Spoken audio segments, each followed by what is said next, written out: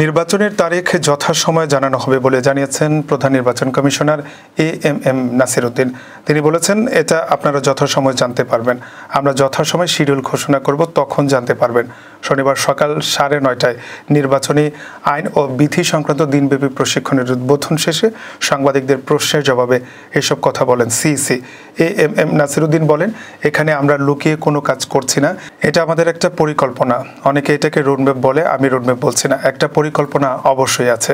এটা আমাদের একটা কর্ম পরিকল্পনা, আমি রুটম্যাপ বলবো না, এটা আমাদের একটা কর্ম পরিকল্পনা। আমাদের যে বিভিন্ন অ্যাক্টিভিটিসগুলো আমাদের করতে হবে, সেগুলো কোনটা কোন সময়ে শেষ করব, কোন সময় শুরু করব, এটার একটা পরিকল্পনা আমরা। সেটাই এটাকে অনেকে আবার রুটম্যাপ বলে, অনেকে নানাভাবে এটাকে নাম দেয়। আমি রুটম্যাপ বলছি না, এটা আমরা আমাদের একটা কর্ম পরিকল্পনা বলছি। সেটা তো অবশ্যই আছে, যে কোনো অফিসে তাদের একটা কর্ম পরিকল্পনা থাকবে না?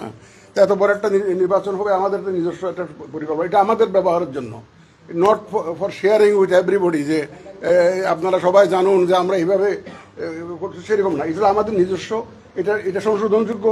যদি কোনো টাইমলি যদি কোনো কারণে রিসিভ না হয়, 2-4 দিন এদিকে যদি হতে পারে, এটা একটা সম্ভাব্য একটা পরিকল্পনা, আমাদের কর্ম পরিকল্পনা।